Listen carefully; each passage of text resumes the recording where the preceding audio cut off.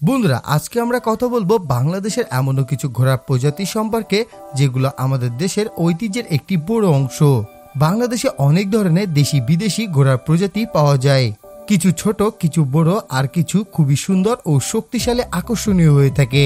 আর আজ আমরা জানবো এমনই ঘোড়ার 5টি প্রজাতি সম্পর্কে যেগুলো আমাদের দেশে খুবই জনপ্রিয়।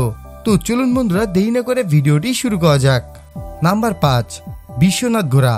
বন্ধুরা, ধারণা করা হয় বিশ্বনাথ ঘোড়া বাংলাদেশের সিলেট জেলার বিশ্বনাথ উপজেলা থেকে আগত, তাই গ্রাম বাংলা বা বাংলাদেশিদের কাছে এই ঘোড়া বিশ্বনাথ ঘোড়া নামেই বেশি পরিচিত। তবে অনেকেই এদের সিলেটি বা পাহাড়ি ঘোড়া নামেও ডেকে থাকে। আকার আকৃতির দিক থেকে এই বিশ্বনাথ ঘোড়া দেখতে যেমন সুন্দর তেমনই শক্তিশালীও। এদের শারীরিক গঠন অন্য অন্য দেশি ঘোড়াদের থেকে বেশ বড়, উঁচু, লম্বা।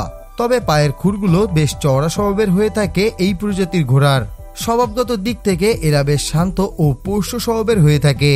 তবে বন্ধুরা, এই ঘোড়ার বিশেষত্ব হলো এরা যে কোনো প্রাকৃতিক পরিবেশে নিজেকে খুব ভালোভাবে মানিয়ে নিতে পারে।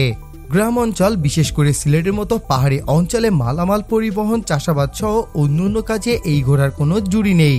সাথে এদের উঁচু লম্বা শরীরের কারণে এরা খুব দ্রুতগামী হয়ে থাকে। নাম্বার 4, কৃষ্ণ ঘোড়া। কৃষ্ণ ঘোড়া সাধারণত এদের শরীরের রং কালো বলে এদের এমন নামকরণ করা হয়েছে। এই প্রজাতির ঘোড়াগুলো সাধারণত কালো রঙের হয়ে থাকে, তবে মাঝে মধ্যে এদের শরীরে কালো সাদা রঙের মিশ্রণও দেখা মেলে, যার সংখ্যায় খুবই কম। বন্ধুরা, এই কৃষ্ণ ঘোড়া শরীরের গঠন অনেক সুন্দর। কালো চকচকে চামড়ার উজ্জ্বল দৃষ্টান্তর কারণে এদের দেখতে যে কোনো বিদেশি ঘোড়া প্রজাতির মতোই দেখতে লাগে। দেশি ঘোড়া প্রজাতির মধ্যে শুধু এই ঘোড়ার শরীরে কালো রঙের দেখা মেলে। স্বভাবগত দিক দিয়ে এরা বেশ রাগী, দ্রুত ও ক্ষিপ্র স্বভাবের হয়ে থাকে। সাধারণত এই কৃষ্ণ ঘোড়া দিয়ে দৌড় প্রতিযোগিতা, বাহন প্রদর্শনে ব্যবহার করা হয়।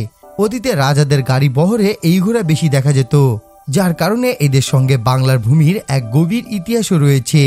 নাম্বার 3, চট্টগ্রাম ঘোড়া।